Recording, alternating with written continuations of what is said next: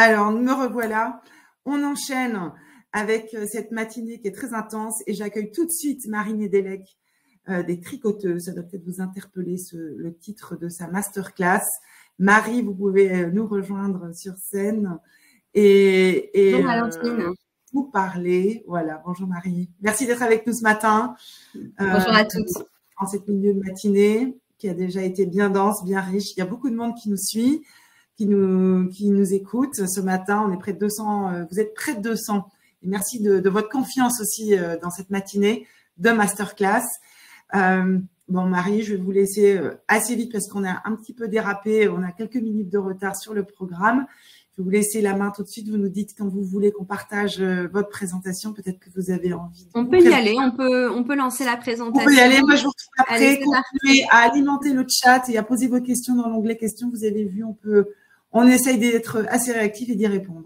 Je vous laisse, Marie, à tout de suite. Merci Valentine, bonjour à toutes. Je suis ravie d'être là avec vous aujourd'hui pour cette masterclass où on va pouvoir partager ensemble pendant 30 minutes. J'ai bien employé le mot partager parce que l'idée c'est que pour le coup, aujourd'hui, vous puissiez aussi travailler un petit peu, alors sur un temps qui est assez court, mais voir un petit peu comment on peut tricoter ensemble l'avenir professionnel que vous méritez, puisque c'est tout l'enjeu des tricoteuses et on va commencer justement dès maintenant avec une première petite question. Alors, hop, je vais passer le diaporama. Vous verrez tout au long du programme, donc il y aura des ateliers un petit peu et je vous invite à vous munir d'un petit carnet ou de quoi prendre des notes pour pouvoir travaillez vous-même sur votre projet et puis après, je vous expliquerai aussi quels sont les outils que vous pouvez mobiliser, les outils qu'on met à votre disposition pour faire grandir votre projet. Voilà. Donc, je vous invite pour briser un petit peu la glace, qu'on puisse il y ait un peu d'interaction qui se fasse, que je sois pas toute seule derrière mon écran à vous donner prêcher une bonne parole, mais que vous puissiez avancer aussi sur votre projet puisque c'est tout l'enjeu à la fois du salon, mais aussi de ce que proposent les professionnels et ce que nous on propose au niveau des tricoteuses. Et justement, pour briser un petit peu la glace, je vais vous inviter à travers le chat à nous dire un petit peu à quoi vous font penser les tricoteuses. Je vais après vous expliquer d'où ça vient, la genèse et pourquoi ce nom-là. Mais ça peut être sympa que vous puissiez chacune écrire sur le chat à quoi ça vous fait penser. Voilà, alors je vois la mise en réseau, le lien, le tricot, oui. Ça invite à réfléchir, comme le dit Alexandra. Un travail construit, réseau, de nouveau. La transmission, exactement. Les liens, croiser les liens, broder un avenir. Tisser du réseau, une activité utile, voilà. En fait, effectivement, il y a un gros volet de tricoter son projet. Mais à la base, quand je cherchais un nom pour notre académie, pour notre centre de formation, un soir d'insomnie, en fait, je cherchais pas spécialement le nom, mais je me suis mise à lire un livre qu'on m'avait offert sur la place des femmes dans l'histoire française. Et je suis tombée sur l'histoire des tricoteuses pendant la Révolution française. Parce que pendant la Révolution française, les femmes avaient le droit de participer aux réunions publiques. Et elles se mettaient évidemment dans un coin puisque c'était l'espace qu'on leur accordait, et elles tricotaient. Elles tricotaient, mais elles écoutaient bien évidemment dans ces réunions publiques tout ce qui se passait et elles ont fortement participé à la Révolution française.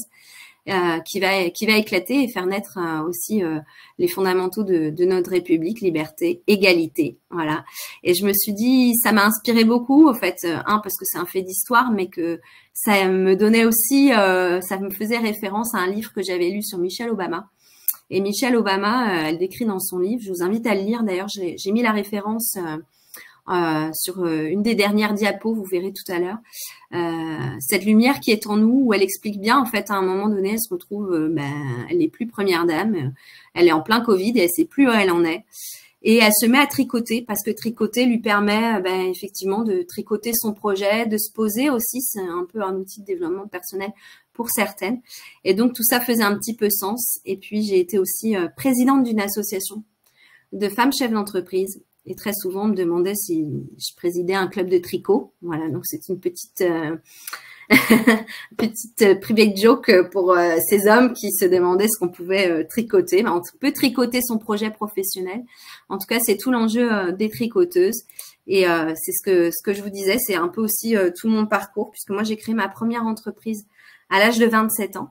J'en ai créé 3 par la suite, toujours dans le digital. Et j'ai été très vite confrontée au fait que quand j'emmenais mon enfant à l'école, on me demandait, quand la maîtresse n'était pas là, pourquoi je l'amenais moi, pourquoi j'avais pas pu le garder à la maison. Bah oui, parce que moi aussi j'ai des projets, parce que moi j'ai aussi un métier autant que son papa. Et donc ça a fait naître en moi l'envie de me dire, bah, il faut faire bouger un peu les lignes. Et c'est pour ça que je me suis investie en tant que présidente d'une association de femmes chefs d'entreprise. Et aujourd'hui également engagée, alors sur un tout autre volet en politique, puisque je suis adjointe au maire de la ville de La Rochelle. Et forte de tout ce parcours d'entrepreneur, de présidente d'association, d'élu local, je me suis rendu compte à quel point à chaque fois c'est difficile encore pour les femmes de prendre leur place, de se sentir légitime, voilà, de lever des freins qui sont là depuis de nombreuses années, depuis qu'on est petite, depuis que nos mamans aussi portent ces freins-là, et qu'aujourd'hui, ben avec collectivement, quand on peut s'assembler, quand on peut se rassembler, partager, réseauter, ben ça aide à lever ces freins. Donc c'est toute l'ambition qu'on a au sein des tricoteuses. C'est une académie qui est dédiée uniquement aux femmes, et on accompagne les femmes dans leur parcours professionnel, quel qu'il soit, que ça soit la création d'entreprise ou la construction d'un projet, parce que vous pouvez être paumé, pas savoir où vous allez, et on vous accompagne par le biais de la formation et du mentorat. J'y viendrai un petit peu plus tard. Voilà. Mais là, ce que je vous propose, c'est qu'on rentre vraiment vous dans votre projet, que vous puissiez prendre le temps. Je vous invite à prendre voilà ce qu'il faut sous la main pour écrire, pour voilà griffonner quelques idées, puisque ces pages blanches, c'est à vous de les écrire, de les construire ensemble. On va être dans ce qu'on va écrire et puis aussi ce qu'on va essayer de visualiser. Voilà, donc je vous propose de passer à cette partie-là, et de comprendre un petit peu le fil de votre carrière, le fil d'une carrière. Alors il y a quelques dizaines d'années, on pouvait rentrer dans une entreprise et faire toute sa carrière. Aujourd'hui, c'est de moins en moins courant, parce qu'on tricote, on détricote, on retricote notre projet, et ça c'est ok en fait. C'est vraiment le message d'aujourd'hui, c'est de dire bah oui, il faut oser, il faut partager aussi. C'est hyper important dans la construction d'une reconstruction ou autre, mais de tricoter, de prendre le temps, maille après maille, c'est aussi un point essentiel. Et donc, je vais vous inviter à faire une petite auto-évaluation sur vos feuilles, sur vos carnets, des petites questions que je vais vous inviter à écrire les réponses. La première, c'est que sur votre carnet, sur une échelle de 1 à 5, je vous invite à évaluer votre niveau de satisfaction actuel de votre carrière. Voilà, de 1, c'est pas du tout satisfait, à 5, très satisfait. Voilà, c'est un point important, c'est un peu votre point de départ, c'est de se positionner en fait, de dire bah voilà, moi je suis plutôt bien où je suis, j'ai peut-être juste besoin de monter en compétences parce qu'il me manque quelques compétences, donc là je suis plutôt à 4 ou 5. Ou 1, ça va pas du tout. Aujourd'hui, je perds un peu du sens et j'ai besoin de retrouver un nouveau projet, de m'épanouir, de trouver peut-être aussi un meilleur équilibre entre ma vie personnelle et ma vie professionnelle. Voilà, donc notez. Alors, je vois que certaines le notent sur le chat, pas de problème, n'hésitez pas aussi. Et puis pour celles qui veulent aussi le faire, le garder pour elles, c'est ok aussi. Donc à chacune. Alors, je vois que ça, il y a des 4, mais il y a des 1 aussi. Donc probablement beaucoup d'entre vous qui sont à la recherche aujourd'hui de se repositionner professionnellement et de se dire en tant que femme, en tant que maman, pour nous-mêmes, qu'est-ce qu'on a envie pour la suite. Donc justement, on va passer à la deuxième question pour cette auto-évaluation. C'est que vous puissiez noter les aspects de votre travail actuel sur tout ce qui vous apporte satisfaction. C'est voir le positif. Qu'est-ce qui est positif? Qu'est-ce que j'ai envie de garder? Ce sur quoi je veux pas transiger parce que aujourd'hui c'est bien pour moi, c'est bien pour mon équilibre. Je m'épanouis. Voilà. Donc notez sur vos carnets ou sur le chat si vous avez envie aussi de le partager. Ce qui est ok pour vous. Votre satisfaction dans votre travail actuel. Voilà, ça peut être un mot, ça peut être un petit peu plus, des expressions, 2 mots, 3 mots, voilà, c'est en fonction de ce qui vous vient aussi spontanément à l'esprit, parce que c'est hyper important aujourd'hui d'être aussi là sur cette question, en tout cas dans le moment présent. Je vous propose qu'on passe à la question suivante. Quels sont les aspects de votre travail actuel que vous aimeriez améliorer? Voilà, là on est dans une projection davantage à court terme. On se positionne quand même dans l'instant présent. Qu'est-ce qui aujourd'hui vous manque ou un point sur lequel vous butez ou vous avez envie d'améliorer, vous sentez que c'est un frein aujourd'hui. Donc on voit l'interaction humaine, les finances. On va y revenir un petit peu plus tard. Effectivement, c'est un point qui freine beaucoup de femmes et notamment qui touche aussi à leur équilibre entre la vie personnelle et la vie professionnelle. Donc les finances qui sont un gros frein. On va y revenir, on va essayer de le traiter aussi pendant cette masterclass, et puis Christelle qui évoque aussi la liberté de mouvement qui est aussi un point important. Donc ça, c'est dans votre travail actuel. Maintenant, on va essayer un petit peu de se projeter et passer aux objectifs.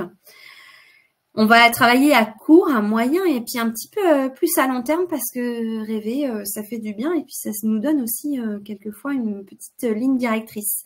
Donc à court terme, on va se dire à 6 mois ou à 1 an, quelles compétences professionnelles souhaitez-vous acquérir ou améliorer? Ça, c'est important que vous puissiez vous le noter. Se dire, voilà, dans les 6 mois ou 1 an, qu'est-ce qui me manque en termes de compétences professionnelles pour pouvoir avancer, pour atteindre mes objectifs. Voilà. Et ça vous permet de noter un objectif dans votre tableau de bord pour pouvoir avancer. Donc là, on est vraiment sur la compétence professionnelle. Sur la question 5, on passe à moyen terme. Donc le moyen terme, là, on passe sur une échelle de 1 à 3 ans. Hein. C'est l'important, là, on va être de se projeter un petit peu plus, de s'imaginer. Imaginez-vous professionnellement dans 1 ou 3 ans. Quels seraient vos objectifs de carrière? Là, on parle plus d'une compétence à acquérir comme sur la question précédente, mais vraiment des objectifs importants pour vous en termes de carrière, voir un petit peu plus loin. Est-ce que c'est une évolution? Est-ce que c'est une reconversion? Est-ce que c'est une création d'entreprise? Voilà, commencer à être un petit peu plus précise sur un objectif de carrière. Alors certaines évoquent effectivement, comme Noëlla, un secteur d'activité ou comme la comptabilité, ou Nadia vraiment là je pense que c'était davantage sur la compétence. On avait un master, on a eu aussi un savoir vendre. Donc voilà, donc ça super. Donc on a parlé court terme des compétences, moyen terme des objectifs de carrière. Et maintenant, on va essayer de visualiser un petit peu plus. Alors, je vais pas passer les diapos, mais c'est ce qu'on a vu. On a vu les objectifs. Et on va passer dans la visualisation un petit peu plus d'où vous venez.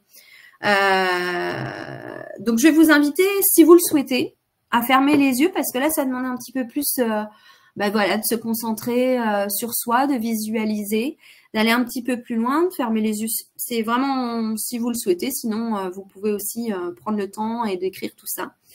Et d'imaginer, voilà, un petit peu plus où vous allez être. Donc, visualisez peut-être des fils qui peuvent représenter un fil qui va représenter votre carrière que vous tenez entre vos 2 mains. Peu importe la couleur de ce fil, c'est à vous de l'imaginer, une couleur, une texture, c'est vous comme vous le ressentez.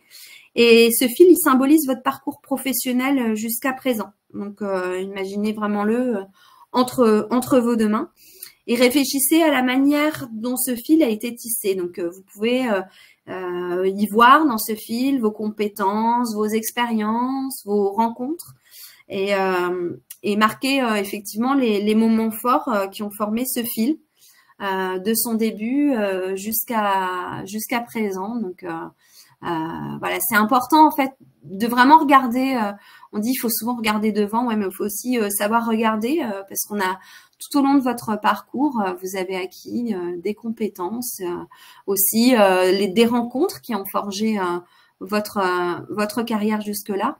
Donc, apprenez bien à le visualiser, c'est important. Et maintenant, on va passer sur une étape supplémentaire, c'est que vous allez pouvoir y rajouter les fils de ce qui vous manque aujourd'hui.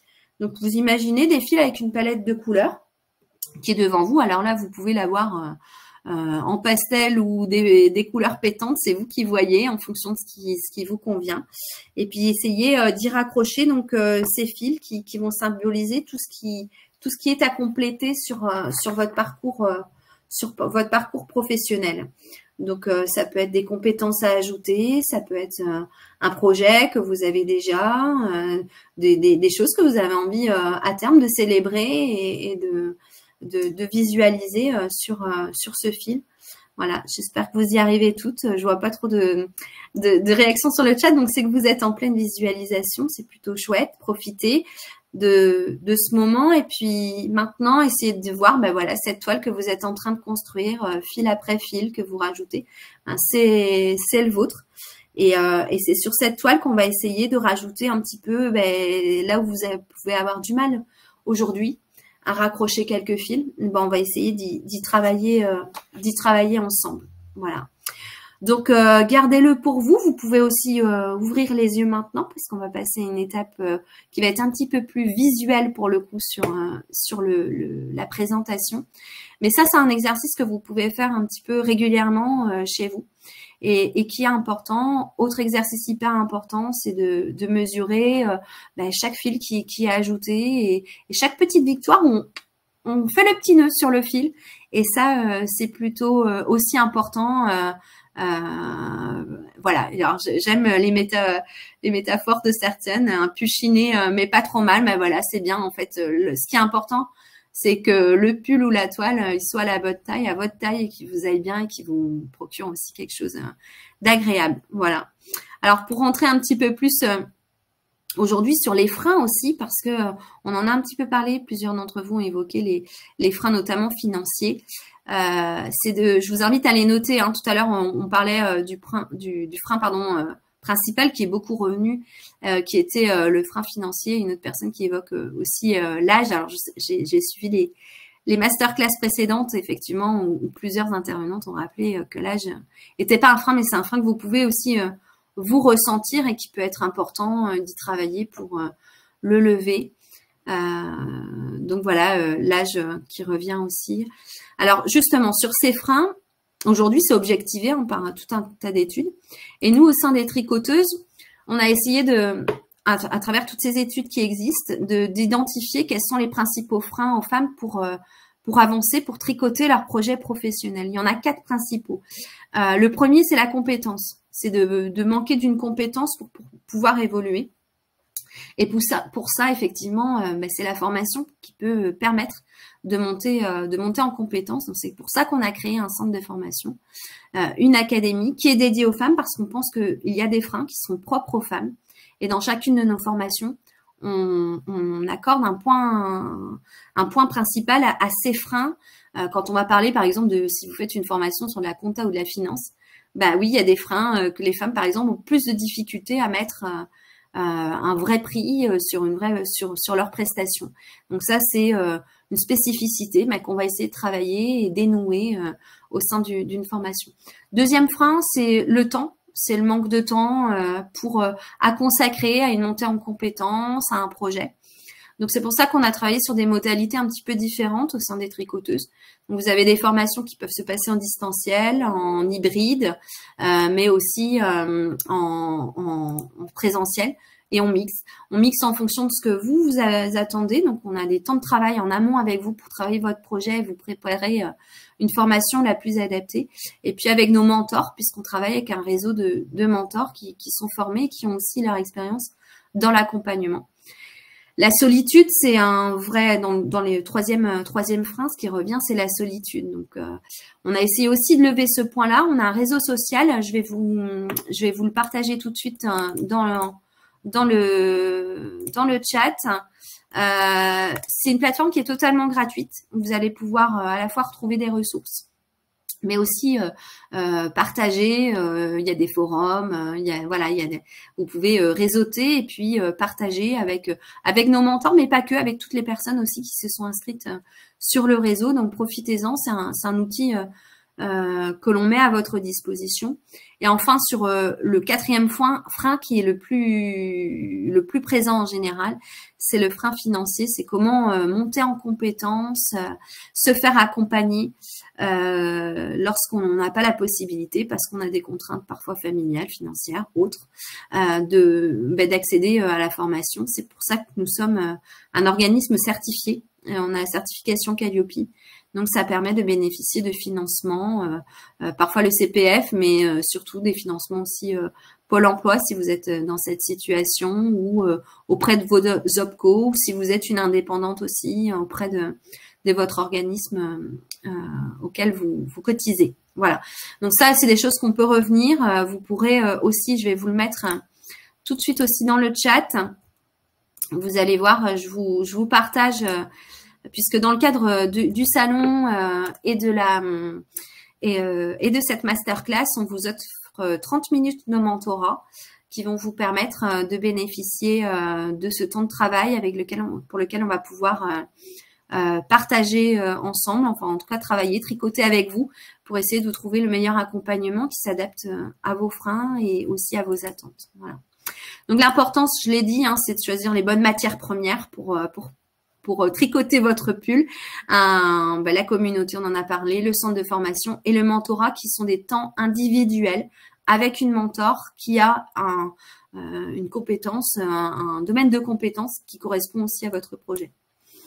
Voilà, donc je passe rapidement pour vous montrer un petit peu qu'on intervient, comme je vous ai dit, avec des formations présentielles, hybrides et e-learning, qu'on fait du mentorat, ce sont des séances individuelles, des ateliers collectifs et aussi des retraites productives, c'est-à-dire vous pouvez venir pendant des temps donnés, pendant 5 jours, et puis il y a tout un tas de mentors qui sont présentes pour pouvoir vous accompagner. Donc c'est par le biais de la formation et par le biais d'ateliers, puisqu'on travaille aussi, nous, toujours sur une notion collective, c'est comment la force du groupe peut vous aider individuellement à grandir et à construire votre projet. Donc, on a 4 sessions qui sont organisées par an et dans des lieux qu'on essaie aussi de choisir pour qu'ils soient les plus inspirants pour vous. Et en gros, on intervient sur tout l'arc atlantique, donc, dont Bordeaux, mais nous, on est situé à La Rochelle. On vient souvent à Bordeaux et on va aussi en Bretagne. Voilà.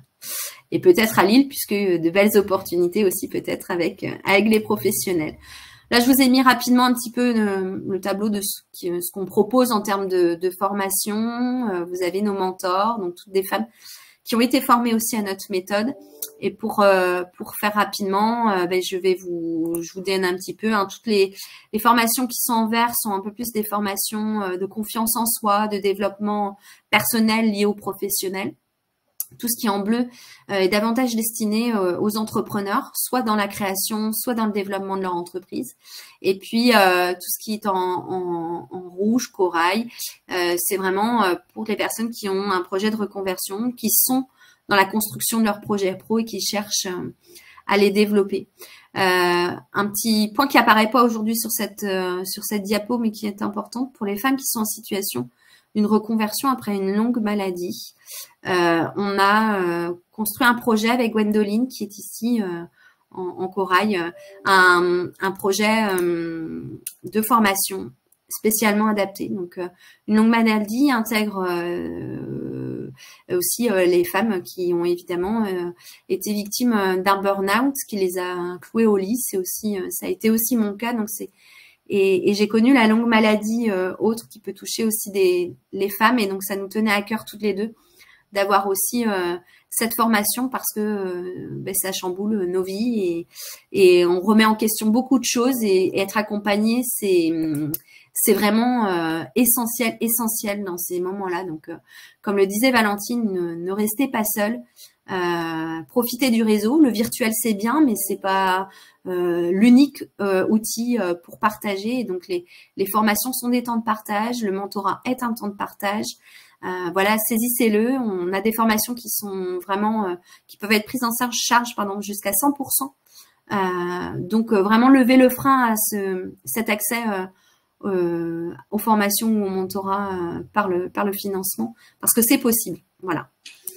Et donc, tout simplement, alors il y a plein de choses qu'on n'a pas eu le temps de voir, mais je sais que le timing est compté, donc on partagera, je pense Valentine, on pourra partager le reste de la présentation. Et je vous mets juste, voilà, les petites références. Vous les retrouvez aussi sur notre plateforme de livres qui peuvent être inspirants pour vous.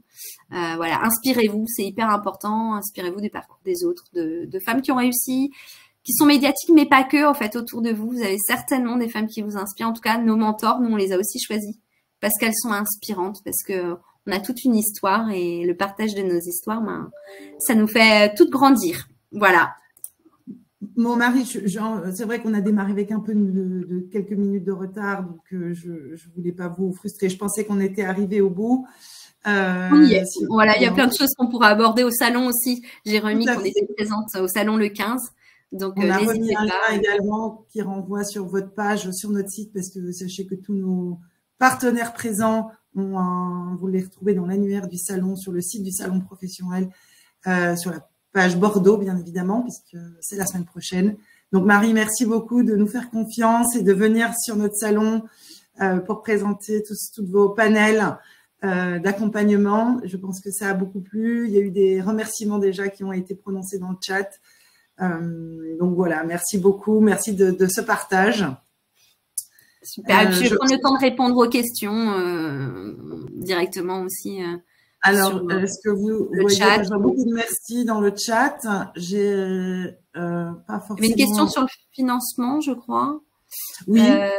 Donc oui, en fait, alors selon les régions, les financements ne sont pas les mêmes. Donc c'est pour ça que je vous ai bien mis le lien vers la séance de mentorat. Donc c'est des sujets qu'on peut aborder lors de la séance du mentorat.